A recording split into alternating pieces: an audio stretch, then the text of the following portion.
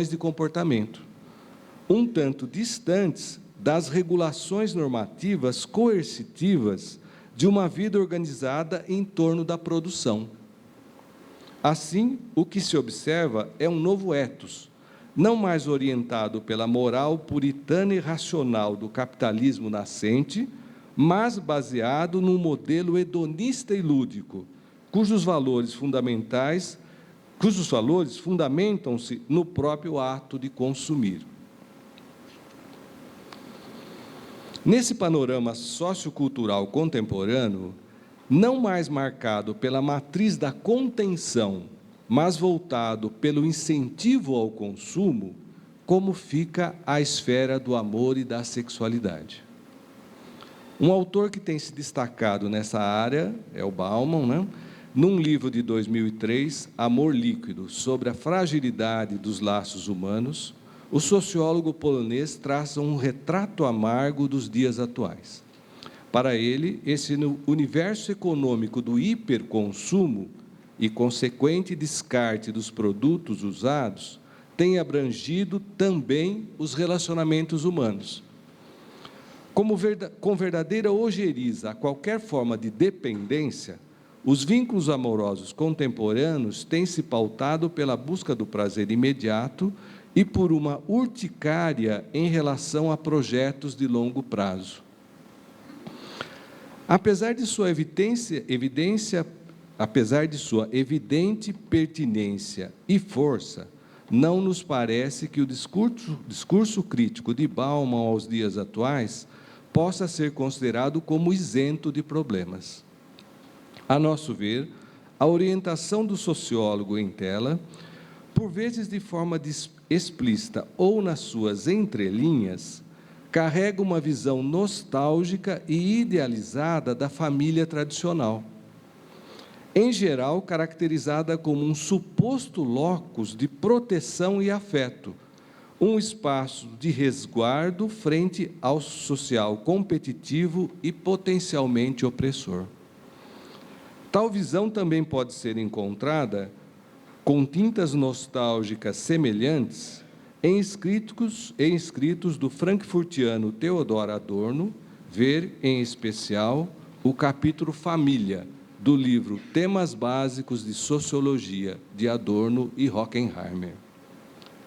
De outra parte, a meu ver, uma abordagem mais equilibrada da pós-modernidade está presente no artigo Visões da Pós-Modernidade, Discursos e Perspectivas Históricas, de uma autora chamada Miriam Adelman. Ela publicou isso em 2009 na revista Sociologias. No referido texto, a docente da Universidade Federal do Paraná mostra que metáforas e visões de degeneração social permeiam boa parte dos discursos sobre a vida social contemporânea. Para a autora, tais leituras pouco levam em conta os aspectos opressivos presentes no modelo sexual tradicional, marcado, por exemplo, por uma matriz de heterossexualidade exclusiva e por uma orientação alicerçada numa desigualdade básica entre os gêneros, que sustentou, historicamente, a negação de estado civil de cidadão plena às mulheres. Em suma, para Adelman, essas visões críticas da pós-modernidade, no que diz respeito ao domínio das relações sexuais e afetivas, apresentam uma orientação parcial, que falha ao não considerar os problemas presentes no modelo familiar tradicional. É como se trabalhassem com uma ideia de família interessante, mas que na prática nunca existiu, como existência concreta. Aí a pergunta, Reich um pós-moderno? De início, cabe apontar que a entrada do pensamento reichiano no Brasil foi basicamente permeada pelo prisma cultural dos anos 1960. No Brasil, eu diria que no mundo, se reviveu, vamos dizer, se relançou, a contracultura relançou o pensamento reichiano no mundo. Dado esse contexto histórico, é possível supor que as leituras a respeito dos escritos reichianos e também as traduções efetuadas foram marcadas pelo olhar da chamada contracultura. Naquele caldo cultural contestatório, Reich serviu como uma espécie de ariete para abrir brechas nos costumes sexuais vigentes. Porém, se tal contexto propiciou uma entrada de Reich, pode-se afirmar também que ele gerou uma imagem fixa, um molde no qual o autor e sua não tão unívoca obra foi enclausurada. É com esse pano de fundo que dá um lugar, mas ao mesmo tempo promove uma visão estereotipada que nos deparamos hoje. Assim sendo, um retorno aos escritos reichianos, por meio do contato com o material original e com as novas traduções disponíveis, pode auxiliar no sentido de flexibilizar esse enquadro estabelecido e frequentemente reproduzido pelos meios de comunicação de massa. Só um minutinho, deixa eu tomar um golinho d'água.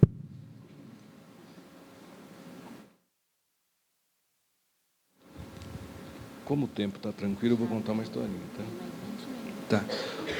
Eu aqui falei dos meios de comunicação de massa, eu queria contar uma coisa que aconteceu comigo para exemplificar esse enquadre estereotipado e o quanto é difícil a gente escapar disso. Eu fui contatado para dar uma entrevista, para falar para um repórter do jornal Folha de São Paulo.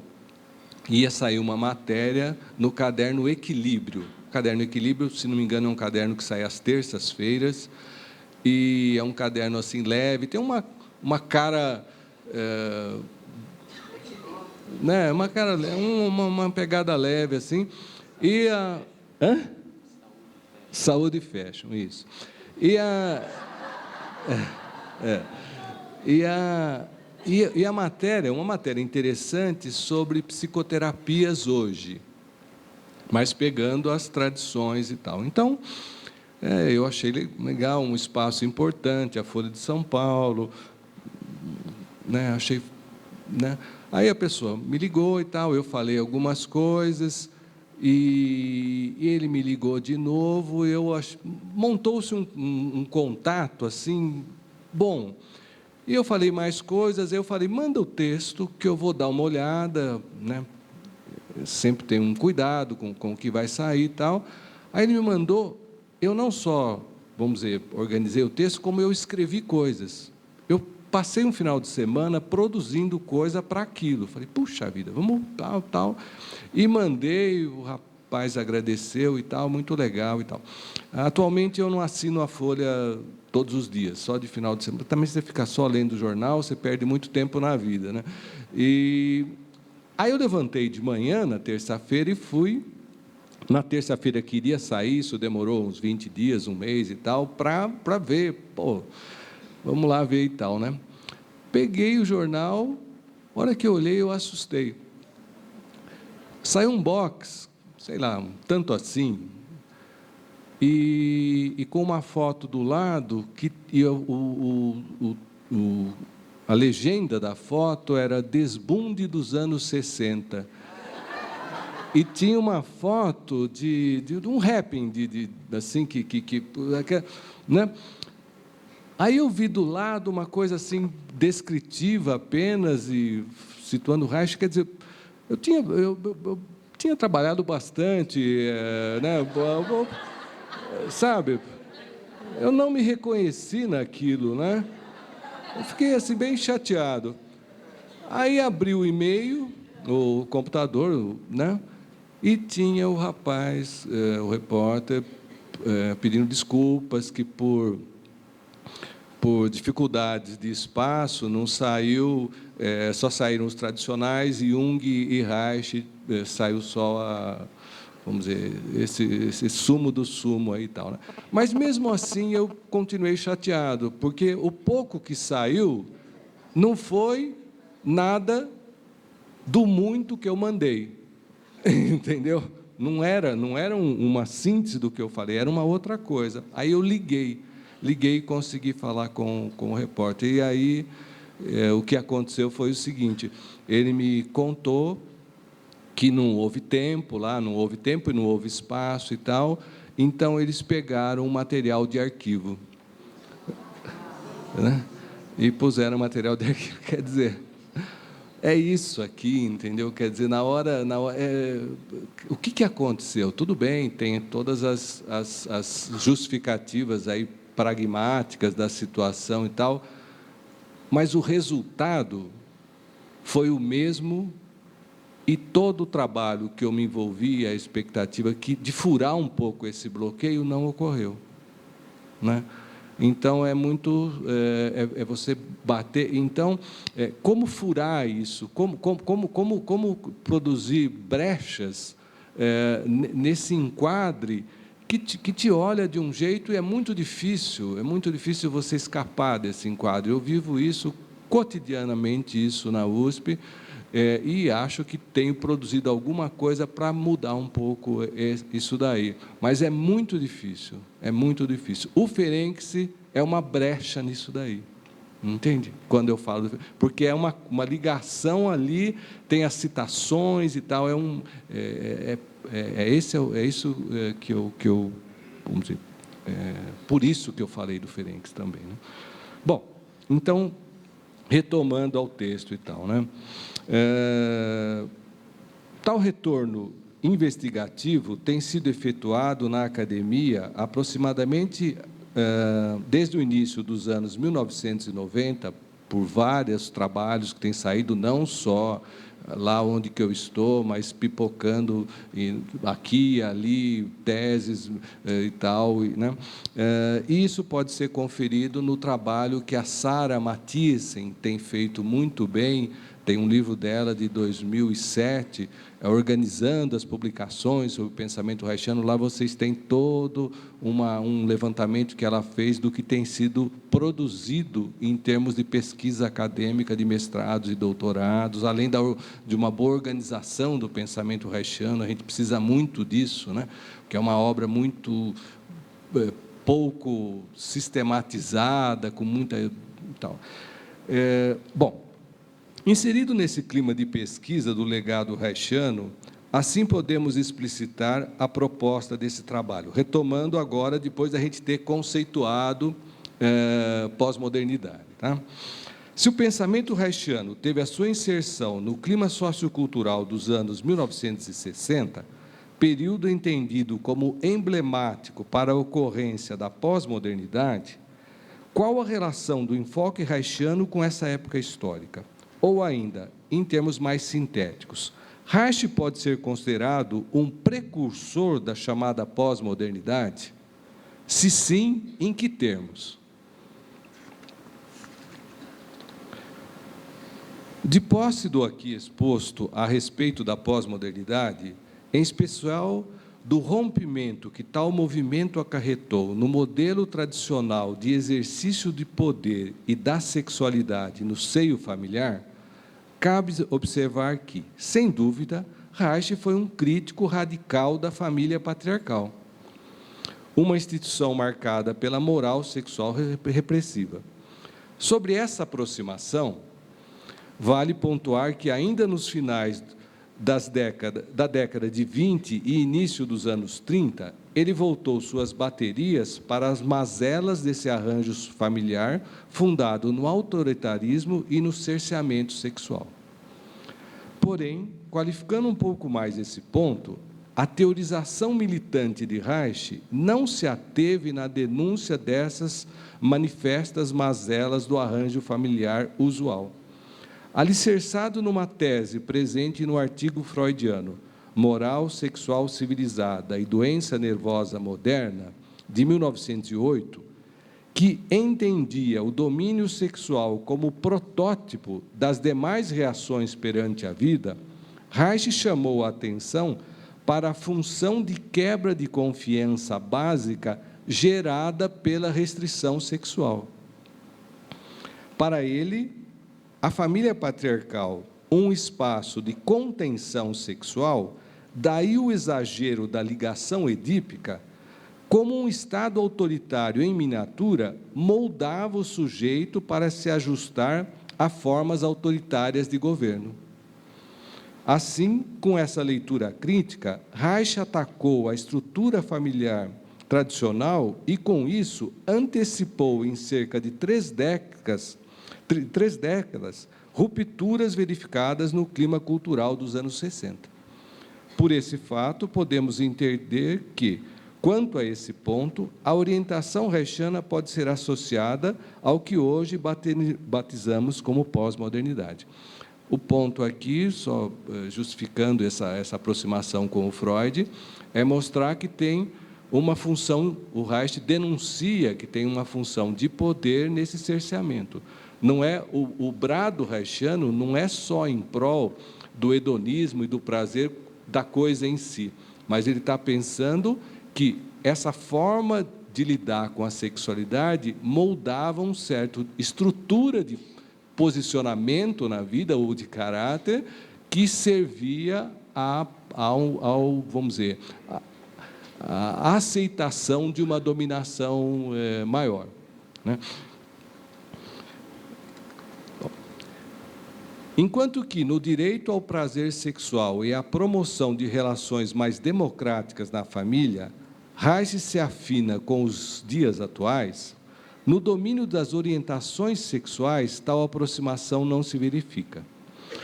Pode-se mesmo afirmar que, nesse âmbito, Reich não foi um pós-moderno, pois, apesar de se colocar sempre a favor da liberdade sexual dos homossexuais, Reich concebeu a heterossexualidade como uma forma superior de desenvolvimento sexual. Um enfoque bastante tradicional e que entra em choque com o amplo movimento social atual contra a discriminação no campo das orientações sexuais. Aqui, obviamente, a gente tem que relativizar, tem que tomar um cuidado nos trabalhos históricos, porque a gente não pode exigir o atual do passado. Você não pode exigir o atual, a sensibilidade atual do passado, né? Então, isso tem que ser relativizado. Essa postura reichiana era muito comum na época, né? Apesar de algumas brechas a existirem. Nos 3 ensaios da teoria da sexualidade, nas notas de rodapé, que vão até 1920, ali, o Freud vai relativizando isso e vai vamos dizer, colocando ou inserindo a possibilidade da homossexualidade, não no campo da psicopatologia, mas no campo de uma orientação sexual, né? Então, o importante nessas análises é você ver o que o autor, o que existia de possibilidade, vamos dizer, de inserção do autor no período, para a gente não ser muito injusto, ou não ser absolutamente injusto com os autores e exigir o presente do passado. Não podemos fazer esse erro. Mas, digamos, pontuando, o Reich foi muito duro nessa questão da homossexualidade e avesso a qualquer aproximação mais empática e possível com relação a isso, tá? O que não, nesse ponto, ele não combina com o que tem acontecido nos dias atuais. E quanto à fragilidade dos vínculos sexuais amorosos contemporâneos, um ponto central da crítica de Bauman, o que os escritos de Reich podem nos revelar? Então, até agora, o que eu apontei? Eu apontei que o Reich está próximo da atualidade no sentido da crítica ao arranjo familiar tradicional, né? Lógico que com a sua perspectiva, que é mais profunda do que apenas uma crítica, um arranjo familiar e tal. Por outro lado, ele não está próximo quanto à questão da orientação sexual. Agora, aqui nós vamos discutir a questão da fragilidade desses laços atuais, tá? Talvez aqui a originalidade do pensamento reichiano não tenha sido ainda totalmente apreendida. Se não, vejamos. No livro A Revolução Sexual, de 1936, que, por sua vez, é uma edição ampliada do original Maturidade Sexual, Abstinência, Moral Conjugal, Crítica da Reforma Sexual Burguesa, de 1930, Reich, a meu ver, procura caminhar numa espécie de fio de navalha. Aponta de forma crítica para o modelo familiar tradicional, marcado pela indissolubilidade, o que o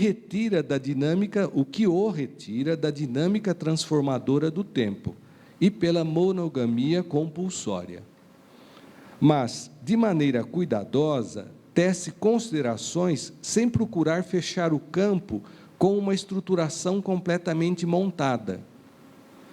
Com esse prisma, promove reflexões férteis ao cunhar expressões como fidelidade baseada na satisfação, em oposição à penosa fidelidade alicerçada em padrões morais. Ou ainda, de forma curiosa, afirma que o encontro amoroso satisfatório tende a gerar um aprofundamento da relação e, por consequência, a ocorrência de relações monogâmicas. Ao que parece, não desejando abrir brechas para um pensamento moralista, Reich sustenta que a orientação moral deve estar vinculada ao ponto de vista econômico, ao universo da economia energética. Em suma, a meu ver, Reich busca levar um pouco de verdade e de prazer para dentro do casamento. Cabe lembrar, sobre esse ponto, que a historiadora Mary Del Priore, no livro Histórias Íntimas, Sexualidade e Erotismo na História do Brasil, de 2011, intitula o século XIX como um século hipócrita, dado o padrão de dupla moral sexual para o gênero masculino. Abordando esse campo de convenções tão criticado por Reich, a autora também de maneira crítica afirma: prazer e instituição não podem ser encontrados juntos nesse universo de convenções e repressões que se chama a boa sociedade. Em suma, penso que a reflexão reichiana, claramente voltada para combater o padrão sexual patriarcal, não apresenta uma fórmula pronta e acabada do que deveria substituir a família tradicional. Apesar de não haver um modelo pronto, é possível argumentar no sentido de que escritos reichianos não se afinam com um padrão de sexualidade marcado por relações passageiras e descartáveis. Entre o passado opressor da família tradicional e a falta de vínculos duradouros do quadro atual, Reich se coloca de forma original e não pode ser arrastado para esse atual panorama de individualismo e solidão. Concluindo agora, em termos de uma apreciação mais global, com base nas ponderações aqui efetuadas, é possível situar o pensamento reichiano a respeito do tema sexualidade como uma produção mais próxima da pós-modernidade do que do arranjo social tradicional. Além disso, parece não haver dúvida que os escritos reichianos, publicados ainda no início dos anos 30, anteciparam posturas e formas de viver que permearam os ventos libertários que, de alguma forma, passaram a soprar nos anos 1960. Entretanto, a relação entre Reich e a pós-modernidade deve ser feita com cuidado, pois há diferenças consideráveis que não podem ser negadas. Nessa linha de alerta contra aproximações pouco aprofundadas, gostaria de terminar com uma frase de Reich, presente no livro A Revolução Sexual. O alvo de uma revolução cultural é o estabelecimento de pessoas com uma estrutura que as faça capazes de autocontrole. Vou repetir. O alvo de uma revolução cultural é o estabelecimento de pessoas com uma estrutura que as faça capazes de autocontrole. É isso. Obrigado.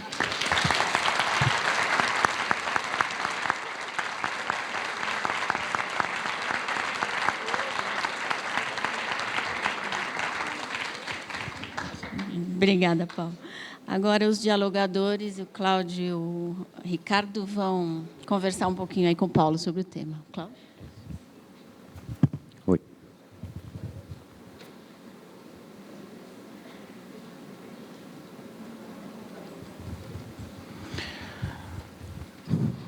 Queria muito agradecer o Paulo e as palavras que ele trouxe, os pensamentos aí para refletir. E interessante que ele traz um texto, né, que ele está em elaboração, então está aberto aí, acho que ele vai pegar coisas da gente aí, acrescentar, vamos fazer ele refletir aí, vamos fazer ele suar um pouquinho. Achei muito bacana isso que o Paulo trouxe inicialmente a respeito da inserção do Reich em todo o contexto lá da época, cultural, científico e psicanalítico, né? De mostrar isso, né? Que o Reich não foi um marciano que desceu, deu uma passadinha e sumiu, né? Existia todo um caldo de cultura, né? Essa questão do corpo estava colocada lá, já de algum tempo. A questão do Ferenc é importantíssima, né? E eu lembrei de tem um autor contemporâneo, se eu não me engano, ele é suíço, né? Ele tem um livro que se chama Reich ou Ferenc, é o Richard Meyer, e ele faz todo um trabalho de abordagem corporal a partir do referencial ferenciano, né? É um autor contemporâneo. Muito bom. Paulo, conforme você ia falando, eu tive algumas ideias aqui para a gente dialogar e pensar com você e com o pessoal. O que você estava falando, me vem a coisa assim, como é importante, né? E a questão de algumas pérolas do pensamento reichiano, assim como de grandes autores, grandes pensadores, né? Que conseguem chegar à síntese de um pensamento e conseguem trazer algumas afirmações que permanecem no tempo. Uma delas é do Reich, quando ele diz, né, que cada sociedade produz os tipos necessários para a sua própria sobrevivência, né? Então, nisso está a questão da infraestrutura, mesmo que seja uma linguagem aparentemente marxista, né, mas da infraestrutura econômica, né, e da superestrutura social, e desses fatores, dessas forças, estarem produzindo caráteres, tipos, ideais, no sentido de adaptados para a manutenção dos próprios valores da sociedade, né? Se a gente pensar a partir desse ângulo, né, o modelo produtivo, isso que você estava lembrando, até desde Revolução Industrial até as portas da modernidade, se a gente pode dizer assim, né, o tipo ideal, né, era uma pessoa produtiva. O que se precisava era ter uma produção muito grande, né, a partir da Revolução Industrial. Então, uma produção